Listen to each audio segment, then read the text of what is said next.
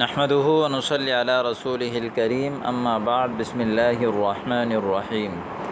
جدید صحافتی میڈیائی عربی کورس کا آج الحمدللہ پہلی کلاس ہے، پہلا سبق ہے۔ پہلے سبق میں ہم کچھ اخبار کے جملے پڑھیں گے۔ پہلا جملہ ہے تخالف الحکومت الصینیۃ خط المراقبۃ بشکل علنی۔ پھر دیکھیں تخالف الحکومت الصینیۃ، تخالف خالف یخالف مخالفت، باب مفعلہ سے اس کا معنی ہے مخالفت کرنا، خلاف کرنا۔ الحکومت الصینیہ چینی حکومت کو کہتے ہیں، یعنی چین حکومت، حکومت چین، حکومت کو کہتے ہیں، الصینیہ چین کو۔ خط المراقبتی کنٹرول لائن کو کہتے ہیں۔ کنٹرول لائن ہوتا ہے جو بارڈر وغیرہ ہوتا ہے، جہاں پہ ایک ملک کا جو ہے وہ حدود ختم ہو جاتا ہے اور دوسرے ملک کا حدود شروع ہوتا ہے، اس کو کہتے ہیں خط المراقبہ۔ یہاں مفعول بھی ہی واقع ہے، وہ ہے خط المراقبتی بشکل علنی۔ بشکل علنی اس کا معنی ہے اعلانیہ طور پر، بشکل علنی کا معنی ہے علانیہ طور پر، بشکل علنی۔ پھر دیکھیں تخالف الحکومت الصینیۃ خط المراقبۃ بشکل علنی۔ چینی حکومت کنٹرول لائن کی علانیہ طور پر خلاف ورزی کر رہا ہے یا خلاف کر رہا ہے۔ یہ تھا پہلا جملہ۔ اب آگے دیکھیے دوسرا جملہ ہے ابدت منظمۃ العفو الدولیۃ مخاوفها من اجراءات الحکومت الروسیۃ لحرمان المسلمین من حقوقهم۔ ابدت، ابدا یبدی، ابدا اس کا معنی ہے ظاہر کرنا۔ منظمۃ العفو الدولیہ ایمنسٹی انٹرنیشنل ایک ادارہ ہے جو عام طور پر، عمومی طور پر پوری دنیا میں لوگوں کے جو ہے وہ حالات پر نگاہ رکھتا ہے۔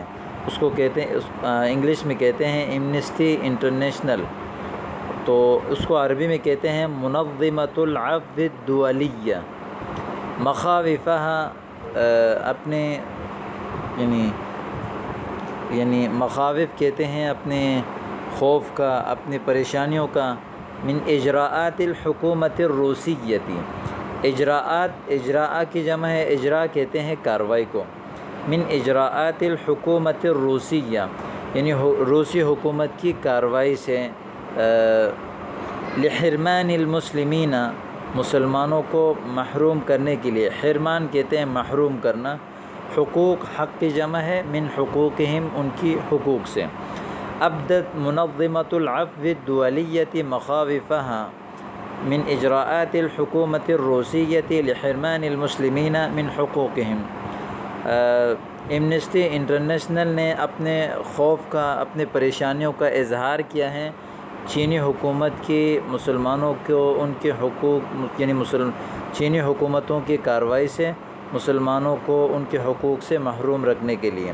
لحرمان المسلمین من حقوقہم، مسلمانوں کو ان کے حقوق سے محروم کرنے کے لیے چینی حکومت کی کارروائی سے ایمنسٹی انٹرنیشنل نے خوف کا اظہار کیا ہے، خوف کا اظہار کیا ہے۔ ابدت منظمۃ العفو الدولیۃ مخاوفها، ایمنسٹی انٹرنیشنل نے اپنے خوف کا اظہار کیا ہے من اجراءات الحکومت الروسیہ، روسی حکومت کی کارروائیوں کی وجہ سے، لحرمان المسلمین من حقوقہم، مسلمانوں کو ان کے حقوق سے محروم کرنے کے لیے۔ اسی طرح آج کے سبق کا تیسرا جملہ ہے اطلق رجال الشرطۃ الرصاص المطاطی نحو المحتجین۔ یہاں پر اطلق یطلق اطلاق اس کا معنی ہے آزاد کرنا، چھوڑ دینا، کھلا چھوڑ دینا، اور اطلق بندقیہ تو اس کا معنی بھی آتا ہے کہ فائرنگ کرنا۔ اطلق رجال الشرطہ، رجال رجل کی جمع ہے، مرد کو کہتے ہیں الشرطہ، شرطہ پولیس کو کہتے ہیں۔ اطلق رجال الشرطتی یعنی پولیس کے لوگوں نے چلائی کیا چیز؟ الرصاص المطاطیہ، مطاطی کہتے ہیں الرصاص، رصاص جو ہے وہ گولیوں کو کہتے ہیں، گولی، رصاصات اس کی جمع آتی ہیں۔ مطاطی ربڑ کو کہتے ہیں۔ الرصاص المطاطی، الرصاص المطاطیہ یہاں مفعول واقع ہیں، یعنی ربڑ گولیاں، ربڑ گولی۔ نحو المحتجین، احتجاج کرنے والوں کی طرف۔ احتج یحتج احتجاجاً، اس کا معنی ہے احتجاج کرنا، یعنی محتج احتجاج کرنے والے کو کہتے ہیں، محتجین جمع ہے احتجاج کرنے والے۔ اطلق رجال الشرطۃ الرصاص المطاطیہ نحو المحتجین، احتجاج کرنے والوں کی طرف پولیس کے لوگوں نے ربڑ گولی چلائی۔ ٹھیک ہے، تو یہ آج پہلا سبق ہے۔ پہلے سبق میں یہ جو 3 جو اخبارات کے جملے تھے آپ کے سامنے پیش کیے گئے، ان کو آپ اچھی طرح دیکھیں اور ان کو یاد کریں اور ان تعبیرات کو اپنے جملوں میں استعمال کریں۔